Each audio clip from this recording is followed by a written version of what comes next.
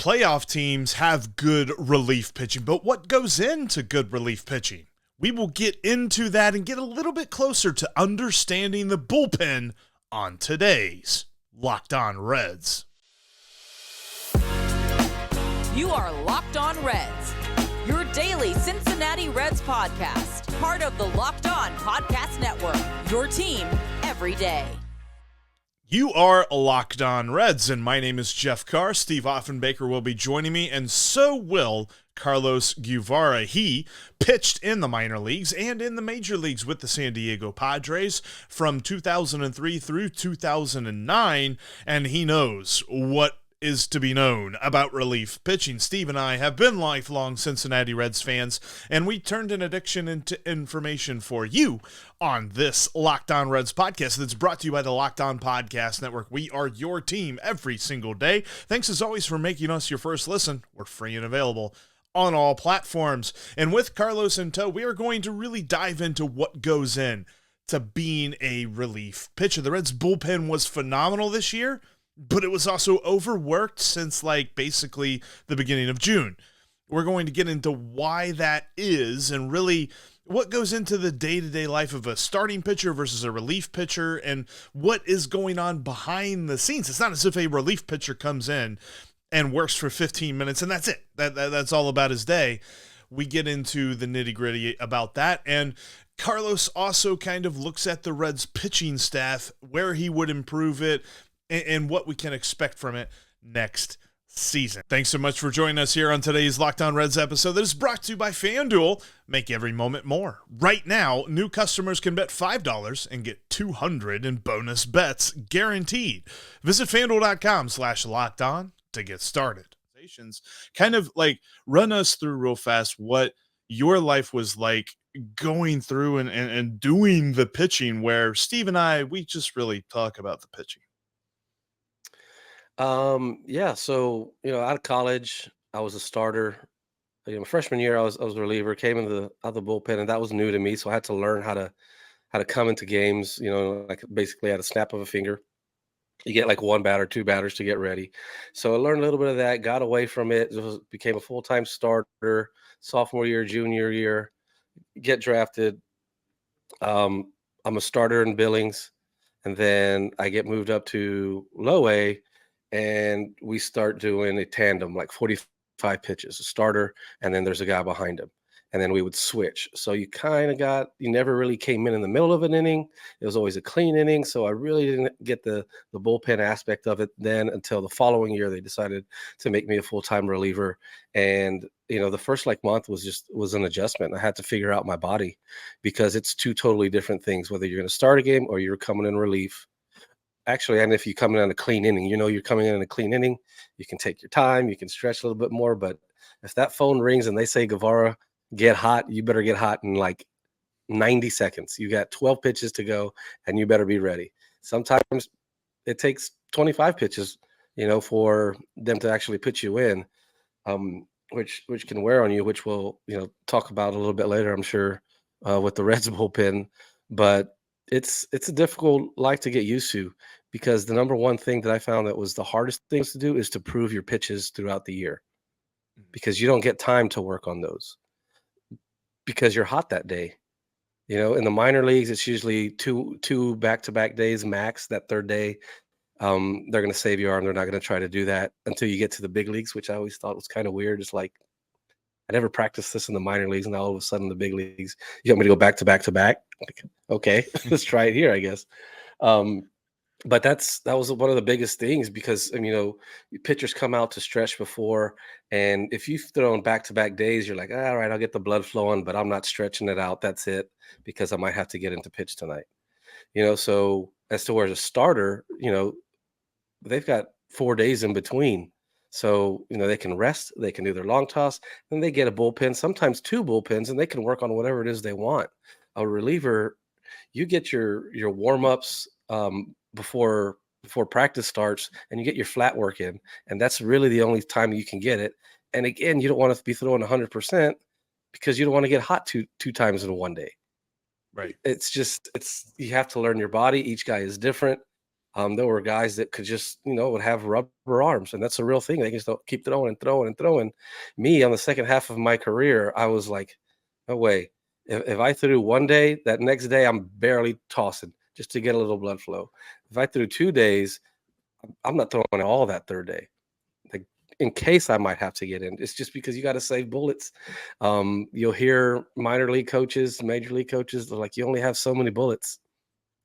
And once you start, going on the decline of that, and I could kind of feel it when it was, I was like, man, I'm not getting better. It's just kind of like stalling right here. And then it kind of goes down a little bit, and you're like, oh man, I better start saving what I have left. So Let's it's unpack a tricky little to bit figure of it out. that. Let's unpack a little bit of that, because it's going to, I think, really factor into the conversation we're going to have here in a few minutes as far as the Reds bullpen and the Reds pitching. Some of the things you talked about. Let's start with starting pitching. You talk about, flat work and bullpen days and long, the in-betweens. Talk me through a typical week for a starting pitcher. So, we'll start today. Let's say you were in the game, you were the starting pitcher, you pitched today. Walk me through the next week until that next start rolls around. What does that look like for a starting pitcher? So again, each guy is different, but usually they try to go that next day, a good long toss session in, so they can get that blood flow going. They get a pretty good long toss going, and each pitcher is different. You might do a little flat work. You might just shut it down after that, get your workout in. Next day, you come in and you see how you feel. A lot of guys like to throw their bullpen that day and then have 2 days off before their start. Some of them like to have it on that third day. So then they had one day, because they usually dial it back a little bit more on their start. It's more of a starter who already knows what he's doing. He's already going. He's not having to learn something. You usually, if you're going to have to learn something or work on something, you want to throw your bullpen with 2 extra days in between your next start. And it's basically that fourth day is you hit your flat work pretty hard there. You get your long toss and you throw, and you get your catcher, and he's just there, and you're working on your spins. You're working on a couple of little different things, just fine tuning your grips, and then shut it down. You put your flats on and eat some sunflower seeds and watch the game. So it sounds like for a starting pitcher, they're still throwing 4 days a week, depending on what kind of work they're doing. When you have one of these bullpen sessions, typically, are they pitch limited? Is someone tracking those pitches for total pitches thrown during a bullpen, or is it more based on just how the pitcher feels? And if he feels great after 10, that's enough. If he wants to throw 40, he can. How does that work? In the minor leagues, it's usually structured. And again, each guy will be different. On your bullpen session 1, which is usually your bigger one, you've got 40 pitches to work with. And they're usually at about 80%, 75%, unless somebody really needs to work on their changeup and they're throwing that at 100%. And then the next day it'll be like, okay, we've got 25 to work with here.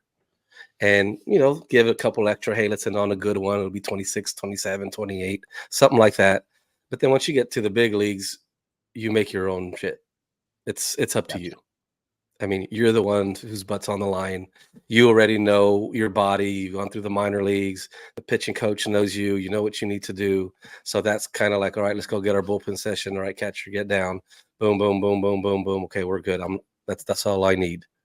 It's in the big leagues. It's much more. You're on your own. You know your body. You're in charge of how many pitches you want to throw. Usually, I mean, it's been a while since I've been in a big league bullpen, but that's usually how it goes. What was kind of the limit or the number? Like, how many days in a row did you pitch? And because we always talk about like different relief pitchers, like going 3 straight days or something like that. We're like, man, that fourth day they gotta take off for sure. Like, did you ever go 4 days, or was 3 days kind of the max? 3 days was the max. 3 out of 4 is rough. 4 out of 5 is rough. Going 2 days in a row off, 2 days in a row. That's tough. It can take a couple of days to recover. It can take a couple outings to recover, depending on how many pitches you threw. Depends how fast you got up. If you warmed up twice, if you warmed up in the 6th and 7th, like didn't go into the 7th, that goes into account. every time you throw the ball and every time you get your blood flow working, that counts. All those add up. There's not a switch that a relief pitcher can flip and just pitch multiple innings. Coming up next, Carlos talks about the challenge that it is for a pitcher to throw multiple innings, and we begin looking at the Reds' pitching staff for next year. Today's episode is brought to you in part by Jase Medical. There's a lot of uncertainty in the world today, and it's important that you be prepared. Maybe you're traveling overseas. Maybe there are events taking place that are out of your control. Don't let your health be out of your control. Jase Medical wants to make sure that your health is in control. That's why they have the Jase Case. The Jase Case is a personalized emergency medication kit that contains 5 essential antibiotics that treat the most common and deadly bacterial infections. You can also customize your Jase Case and add additional life-saving medications based on your unique needs. Jase Medical now offers customization for your Jase Case with dozens of add-on medications. Choose the medications that best fit you and your family's unique needs. You can also buy a gift card for family or for your loved ones so that they can also get a Jase Case of their own. Go to jasemedical.com and enter the promo code LOCKEDON at checkout for a $20 discount on your order. That's promo code LOCKEDON at jasemedical.com. Thanks as always for making Locked On Reds your first listen every single day. Remember, we're free and available on all your favorite platforms, whether it be a podcast app or right here on YouTube. And make sure you're subscribed. We'd love to have you here every single day because we're going to be here every single day talking about your Cincinnati Reds as we move through the offseason. How will the Reds improve? We're going to dive into that question here a little bit later on, but wanted to start off first looking at the idea of relief pitchers throwing multiple innings. Does the same hold true when we ask a relief pitcher to give multiple innings? You know, we'll see. We saw this with Alexis Diaz a couple times over last season. He would come in the 8th, and you could see that he was just wearing that adrenaline. Like, you could see it on his body, right? And he comes in there in the 8th and blows guys' doors off, and then he was asked to come back out for the 9th inning. And in a lot of times, it was a different pitcher that came back out in the 9th inning after that time of going into the dugout and sitting down. Does that hold true? Is there something to that? Especially if you're not, absolutely, yeah, especially if you're not used to doing it. If you do it once a month, that's not enough. You can't get used to it. Your body's got to get used to it. We're creatures of habit, especially in baseball. You have to have a routine. The hitters will tell you they have their routine. Pitchers will all tell you they have their routine. And if anything that throws that wrinkle off, you're like, okay, it's a new world here. As simple as it sounds to everybody, what do you mean you can't go out there and throw? You only got one guy out. Right. All you got to go do is sit down on the bench for 15 minutes and then go throw again. Ooh, it's not that easy whenever you don't do it all the time. I promise. It's difficult. It's like do I stand up? Do I sit down? Do I get water? You have to have that all figured out. And if you just do it once a month or every once in a while, it's going to be too new for you. And I felt like that was the case with Diaz every single time. There was like nothing that I tracked it. There was somebody that was DMing me that had a pseudo tracker on that, but the number of times that David Bell would have a guy pitch after, getting maybe 1 or 2 outs, then coming to the dugout, sitting while the Reds hit, and then coming back out and pitching. Like, I felt like that track record was pretty bad. So that follows along with what you said. Like, it's like they don't know what they're supposed to do in between that inning, and then they got to go back out and they got to get 3 more outs. Yeah. Yeah, it's a different ball game, man. I can't express it enough. We're creatures of habit. You ask us to do the same thing over and over and over, and then all of a sudden you ask us to do something different. Like, yeah, we could do it, but maybe not totally confidently. So I have been advocating for the last couple years that I wish we could change the way we talk about wear and tear on a pitcher, and we talk about, how much they actually worked. I mean, right now, basically, you look at appearances and you look at innings. And I don't think that either is a true representation of the wear and tear on an arm like you've been talking about. It doesn't take into effect the times they got up and down in the bullpen. It doesn't take into effect the number of pitches they threw in between with their in-between work when you're talking about a starting pitcher. I would love for baseball to move to a pitches thrown model to truly measure. I would like that to be a statistic that appears on the back of a baseball card. This guy threw 15,000 pitches in 2023 or whatever it is. I mean, I would like to Mhm. see that become the norm for gauging the wear and tear on a pitcher versus just, oh, he threw 100 innings or, oh, he appeared in, 71 games, a career high. I think it would tell me a whole lot more if I knew what that equaled in pitches. Yeah, that makes sense. I mean, you got to count bullpen pitches too, right? Mhm. Like warming Yeah, up no, for the agree. game, That's what I think. I think getting all that hot. should be tracked, and it's really just incredibly simple. For example, if you've ever coached a little league baseball team, Little League has put things in place over the last 5-10 years to really try and protect young arms from overuse. And that's how they do it. They track pitches. It's if you threw this many pitches yesterday, you can't pitch for 3 days. If you were warmed up, those pitches count. They do all that, and I don't know why that hasn't moved forward, because I think it's great for Little League, but I think that would work great in high school. It would work great in college, and I think in the majors, at professional baseball, it would be a true representation to what we're doing to each arm every season, so that you can better balance workload. That's interesting. I wonder if surely teams have that data. I wonder how much they use that. Got you, because I've never heard anybody really talk about that, the total pitches. Because I know they track them in the bullpen. I mean, they were tracking them back in 2008, like however many pitches you threw in the bullpen at a certain, level. Now, I'm not talking just tossing back and forth, warming up. I'm like, all right, catcher, here comes at least 80% of my effort. They'll start tracking those, and they send those to the manager after the game, because they add on the pitches from the game. I don't think they necessarily add on your warm-up pitches in between innings, but they take your warm-up pitches as well. And those are always 12 to 15 pitches for a reliever. Mm. It's like, okay, I don't need any more. I'm going to just lob it back and forth to keep my arm hot, keep it warm while I'm still waiting there for out number 2, things like that. So with that, it kind of makes me curious, because this season, from our perspective, we watched the starting rotation really labor through the season. There were a lot of games that it felt like they did not go very deep, causing the bullpen to throw plenty of innings, plenty of pitches, and lots of high leverage situations. As you watch this team and seeing what they did this past season, moving into next year, where really the only pitcher who is leaving the team is Buck Farmer, who's going into free agency. Everybody else is coming back. And depending on the moves that they make, how many of those guys actually get the spots that they had last year, that's still up in the air. But when you look at this team going into next season, what's kind of your feel around the pitching staff? Is the starting rotation going to bounce back? And how can the bullpen replicate its performance it had?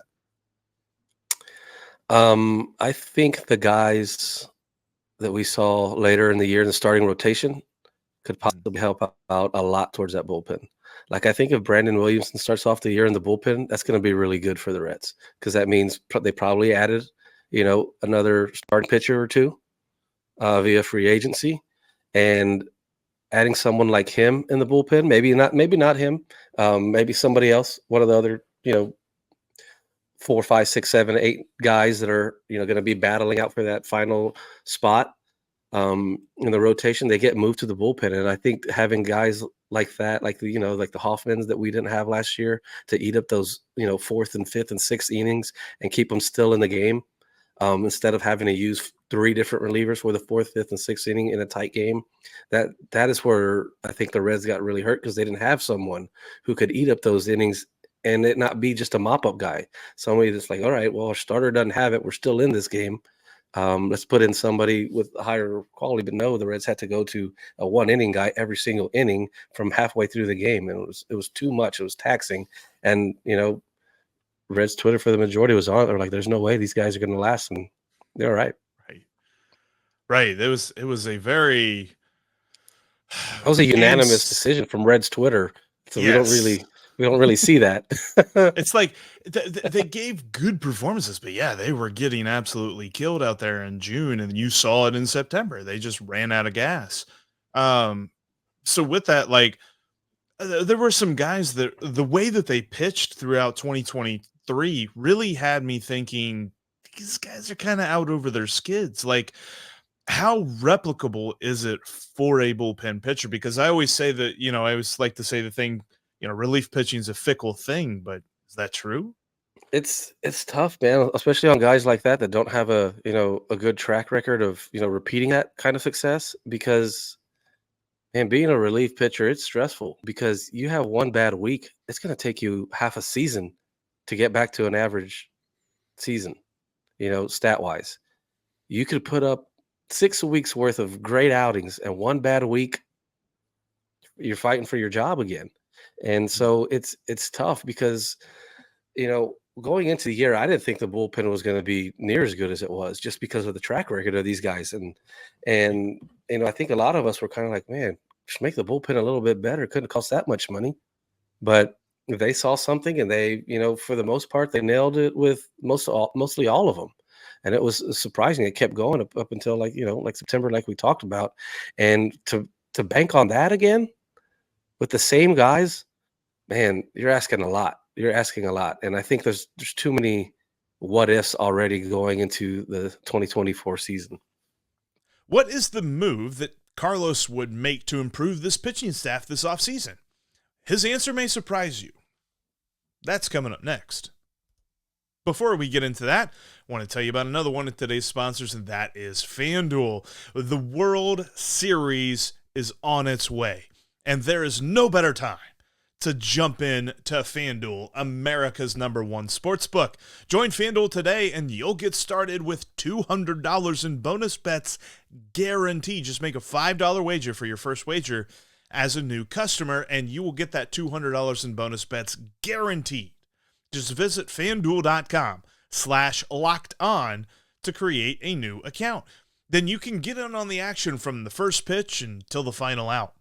Bet on everything from strikeouts to homers to who's going to win the game. And if you don't want to wait for the whole game to get over and get that W, predict what will happen in the next at-bat with quick bets. There's all kinds of great props and quick bets and things like that. I always talk about the very first pitch and how it's usually a value of that pitch getting put in play. It's kind of a fun prop bet to take there as well. So head on over to FanDuel.com/lockedon right now. Step up to the plate with this postseason offer and get $200 in bonus bets guaranteed after your first $5 wager. Make every moment more with FanDuel. They're an official sports betting partner of Major League Baseball. In between episodes, you can follow us on social. You can follow me at Jeff Carr with 3 Fs. You can follow Steve at S. Offenbaker with 2 Fs. You can also follow Carlos Guevara at Carlos Guevara 58. You'll see it on the screen here in just a moment. All right, let's get back into our chat. We're going to look at what's the main move that Carlos would make to make this pitching staff better, and then later on, a little bit of talk about the Reds medical staff and kind of what his experience was with different major league medical staffs. What moves do you make this offseason for the Reds pitching staff? I go and get someone that I could put at the front, take some stress off of Hunter. It'd be nice if it was someone like a Sonny Gray, something like that you could maybe even start ahead, possibly opening day. That would be, I think that would make a lot of us really happy to pencil in a number 1, number 2, because, I mean, if we, if the Reds went into the playoffs this year, I mean, how confident would we be Hunter Green lining up against, an ace on the other side? We'd like our chances, but still with, someone a little bit more. Maybe at the end of next year, he grows into that. Hopefully, fingers crossed that he does turn into that ace. But I'd like a number 1, number 2 type, and then somebody at that back end, number 4, number 5 type, just so it can solidify that bullpen. We've got guys there that, somebody goes down, which, unfortunately, it's been the track record for the last couple of years that the starting pitching does. So, slide one of those guys in, slide 2 guys in, and maybe not miss that much. So I think getting a couple of starting bullpens or starting pitchers will help the bullpen and make because I don't think they're going to add a whole lot on the bullpen side, maybe 1 or 2, but I think they like their chances of what they have. And it's cheap. It's not going to cost them any more money there, which is kind of a big deal. So I think internally they can even make their bullpen better than what it is. We saw leg injuries be a real problem for the starting pitchers in 2023. We saw Hunter Green go down with the hip. And then there's this stress injury that I have never heard of before. This stress reaction thing that's going on with Nick Lodolo. Let's start with Lodolo for a minute, because, this is a guy that has all of the upside in the world, but, now the injury situation is starting to become a little concerning with this leg thing. Have you heard of this with other pitchers? What's the recovery look like? Do you have any experience or teammates with experience of battling with something like this? Because, I'm glad it's not an arm injury, but I'm starting to get a little worried about Lodolo. Yeah, it is kind of worrying because you don't hear much about it. You don't hear what his rehab is like. What is he doing? What exactly is this stress fracture? Why is it causing him to miss so much time? And how did they deem him ready whenever he clearly wasn't ready? What happened? What's going on? I don't know. I've never played with anyone that had that type of leg injury, or I haven't even talked to anybody that might know him to ask him about that. But that's crazy to me. I mean, to miss that much time and then not a whole lot of reasoning on why. I don't know.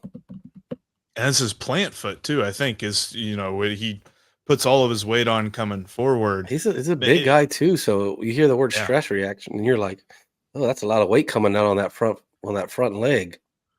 And is it repeatable? Is it something that he's just going to have to deal with? That's kind of the thing that makes me wonder a little bit, because, if you just would have broken his leg or something, as much as that sounds like a little bit morbid, it sounds like that would have been a little bit easier to deal with at this point. Is it a chronic thing? Is it something that flared up on him, or what?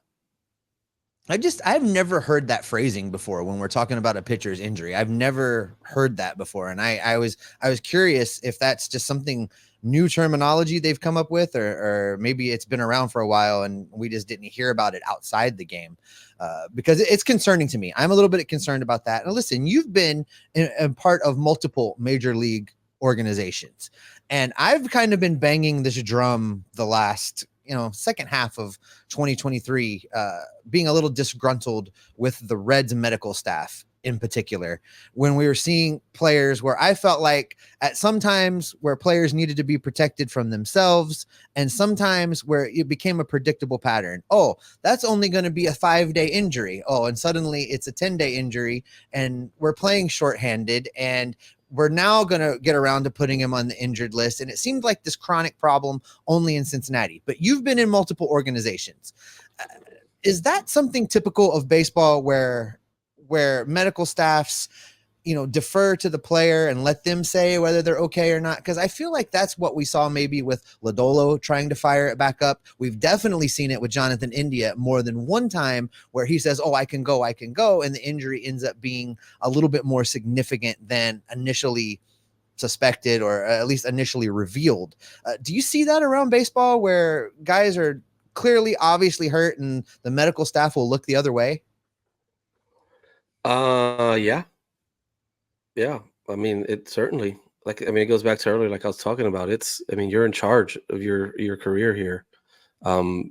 If they know that you're injured for sure, they send you through tests, and you really can't fake those tests.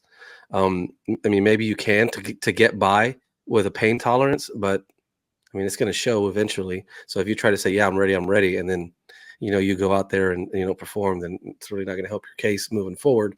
But I do remember going from the Reds medical staff, dealing with them, because I dealt with a pulled groin 4 seasons in a row, halfway through the year. Every single time I would pull my groin, I could feel it, no matter how much I stretched, no matter, I tried to do everything I could because I knew it kept happening. And then I go over to Padres organization, and, I let them know about that. They see that in my medical history, and they're like, what's the problem? I'm like, I don't know. It just keeps happening. Then they're like, all right, hop up on the table, have a doctor look at your hips. Okay. Well, they see them off, they reset them, and then they measure them. Within 45 minutes, they solved my problem. I had one leg that's a quarter of an inch shorter than the other. They added an insole. I didn't have a pulled groin for my next 2 years. Just like that. Something as small as that. And it's one of the main things that I noticed that was different was their medical staff versus the Reds. The Padres medical staff was more hands-on, it was more intimate, there was more guys, and there were, and it felt like they actually really cared. Not to say the Reds guys didn't care, but it just felt more intimate and more involvement. And the manager was involved. It was more of like a, hey, this is our family. What's going on with him? What's going on with him? Type of deal. And with like Cincinnati, it was kind of more of like a hush hush. Like, well, you don't want to go in you don't want to go in the medical room. It was two totally different styles. But they switched up from now. I mean, that was 15 years ago. So, they've been different. I don't want to speak on these, but I do know through sources that this Reds medical staff is not being looked well upon right now with the players, just because some of the reasons you mentioned, some of the rehab time on other surgeries, it's, timetables were not estimated correctly. It's just kind of like a free-for-all over there is what I'm hearing. Yeah, I've heard the same thing from some sources inside, which is why I wanted to ask about it. I would not be shocked to hear that there's another overhaul of the medical department before the next season starts, and I'm really at this point, I think it's warranted, and I hope that it happens. Because it takes a lot for somebody for a player to come out and verbally say something like what Jonathan India did this year. That takes a lot. Whether, if you're a fiery guy, well, I'm ready to go play, blah, blah, blah. Yeah, okay, we know that guy. But he's not that guy. We know he wants to play, but he's not going to badmouth somebody because it's kind of disrespectful to do that. I mean, it is disrespectful to do that, but he didn't care at that point because he was sick of it. He was tired of it. Man, Carlos, I really appreciate you coming on and talking with us a lot. Gonna have to do this again as we look throughout the offseason. Hopefully we're talking about the Reds getting a couple of starters, a couple of relief pitchers, and really filling in their needs for next season, because you're right. Like, you can't just run it back. The Reds ran it back last year because they weren't expecting to compete the way that they did this year. But they constantly said, well, we got some guys that are going to get healthy. And then that just didn't work out. So you can't go into this offseason, say the same thing and expect different results. Hopefully they change that up. Carlos, really appreciate you, man. Appreciate it, guys. Thank you.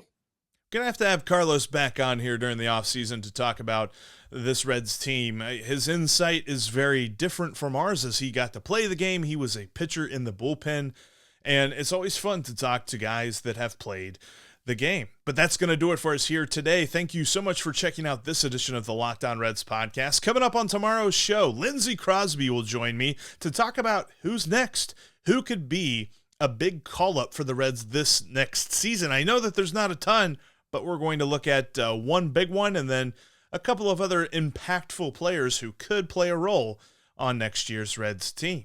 But until then, you can trust that Steve and I will be locked on Reds every single day.